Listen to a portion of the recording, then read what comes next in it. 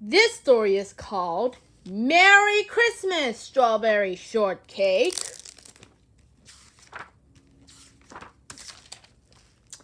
Strawberry Shortcake woke up on Christmas Eve to the light snowfall. Hooray! She cried delightedly. A white Christmas! The little redhead had a busy day planned. She was going to bake her special strawberries and cream cookies to give as Christmas gifts. Her friends will love them. As she baked, Strawberry hummed along to Christmas music. The warmth and smell of the cookies made her cafe feel so cozy. Later that afternoon, she packaged the cookies in pretty berry-shaped tins. Something's missing, she thought. Suddenly, she snapped her fingers. Bows! A sparkly bow on each tin would be the perfect finishing touch. Orange Blossom's store will be closing early for the holiday, so Strawberry had to hurry to get some ribbons. I'll be back soon, she called a cupcake to Custard. Her pets were having fun getting tangled up in tinsel. The store was crowded when Strawberry arrived. Wow! Orange, it's very busy here, Strawberry commented as she grabbed the last rolls of ribbon. I know, her friend replied, and I'm so hungry. I kept my store stocked, but I barely have any food in my own refrigerator. There will be plenty of it tomorrow, Strawberry told her, waving as she left. Remember, you'll come into the cafe for Christmas brunch. On her walk back home, she poked her head into Lemon Menegoo's salon. A berrykin was just walking out of festily polished nails. Lemon was yawning. Strawberry smiled at her sleepy friend. Tired? She asked kindly. Very so much, Lemon replied, and I still have a lot to do. I wrapped exactly one present so far. Yours? She pointed to a pile of unwrapped presents over in the counter. I have to get up early to finish, she continued, rubbing her eyes. I'm sure you'll get everything done, Strawberry assured her. See you tomorrow. After leaving the salon, Strawberry saw Plum Pudding and Jerry Jam talking outside Sweet Beat's studio. Plum was shoveling the walkway in front of her dance studio. Strawberry called out to her friends. Hi, girls! Are you ready for a holiday tomorrow? Yes, but I wish the snow would stop, Plum said. I don't want my dancers to slip and fall right before the town's holiday show. And I'm worried about my animal friends, Cherry added, shivering in the cold. With all the rehearsing for the Christmas concert, I hadn't had time to put our food for them. Things will be back to normal soon, Strawberry remarked. I have to go home, but I can't wait to see you for brunch tomorrow. Bye. As she hurried along, Strawberry heard someone call her name. It was Blueberry Muffin standing on the front porch on her bookstore. Step inside and warm up, Blueberry invited her. Okay, but only for a minute. I'm on my way home to finish up my Christmas gift, Strawberry told her. She looked around the bookstore. Books were lying everywhere. They were scattered across the floor, stacked on shelves, and piled on the furniture. I know, Blueberry agreed, noticing Strawberry's expression. It's a total mess. I could use some of Santa's elves to help me clean up. Now that sounds like a plan, Strawberry laughed. I'll better get going. I have a lot to do too. Don't forget about brunch tomorrow. Strawberry was almost home when she saw Raspberry Tort walking with an armful of tiny Christmas stockings. What do you have there, Raspberry? Strawberry asked, catching up to her. Princess Berrykin asked me to sew stockings for all the berrykins, Raspberry replied. It took weeks. I never even finished decorating my tree because this project took so long. Maybe you can do it when you get back home, Strawberry suggests. Who knows when that will be, Raspberry grinned. I have a lot of little stockings to hang around the berrykin village tonight. Well, have fun. I'll see you tomorrow, Strawberry said as she continued on her way. Strawberry was so happy to finally get back to her house until she walked through the front door and saw what Pumpkin and Custard were up to.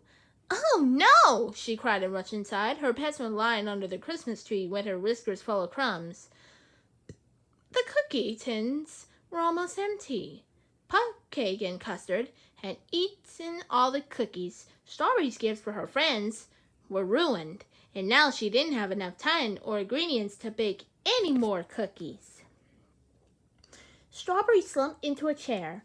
"What am I going to do now?" she wondered. Cupcake and Custard came over and nuzzled Strawberry's legs. It was hard to be mad at them when they looked so sorry. "I know Christmas means more than just giving presents, but I really wanted to do something nice for my friends," she said as she comforted her pets. But then a wonderful idea began to form in her head. "Come on, Cupcake and Custard. We have a lot to do," Strawberry said, jumping up excitedly. "We might not have cookies, but we can still make it a sweet holiday for our friends."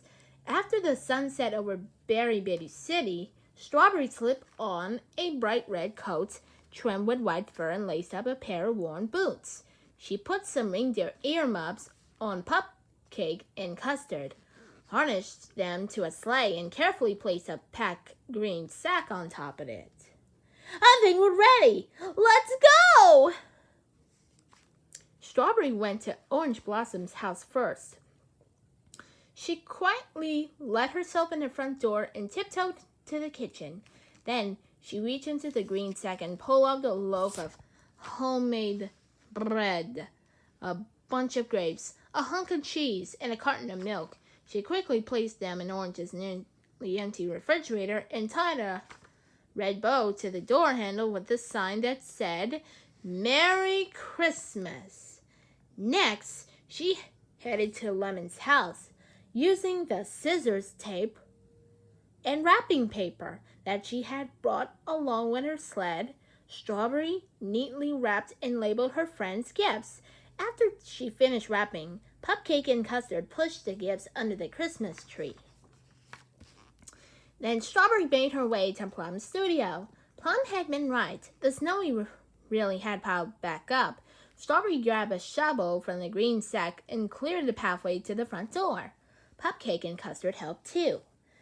After the hat, she moved on to Cherry Jam's house. Strawberry retrieved a big bag of bird seed from the sack and filled with feeders hanging around Cherry's yard. She strung popcorn and draped it over the bushes. Finally, she hung some pine cones covered in peanut butter for the branches of the large evergreen tree and sprinkled nuts all over the ground.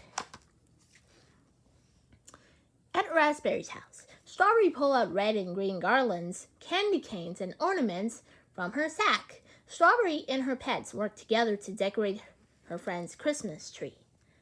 The last place Strawberry stopped was Blueberry's bookstore. She shelved all the books that were lying around. By the time she put the last one in proper place, she was yawning.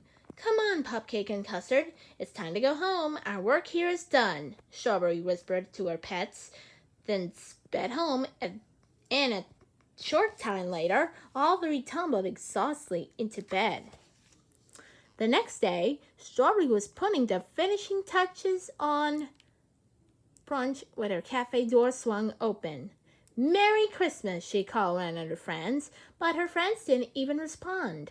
Instead, they ran over to Strawberry and threw their arms around her. "Thank you, Strawberry." "For what?" Strawberry giggled mercilessly. Her cheeks blushed a pretty pink. "You know why?" "For filling my fridge," Orange cried. "And wrapping my gifts," Lemon added. "I was so happy that I didn't have to shovel again," Plum confessed. "You fed my animal friends for me," Cherry chimed in. "I love my tree," Raspberry saved. "My store looks great," Blueberry bubbled gratefully. "We could have asked for nicer gifts," Plum said, putting an arm around her friend. "I'm so glad you like what I did," Strawberry remarked. "I thought you might be disappointed that I didn't have actual presents for you to open." "But Strawberry, you showed us how much you love us with all the nice things you did," Cherry told her friend. "That's the very best gift of all. And being together today makes this the merriest Christmas of all," Strawberry said. "Merry Christmas, friends. Merry Christmas, Strawberry Shortcake. The end.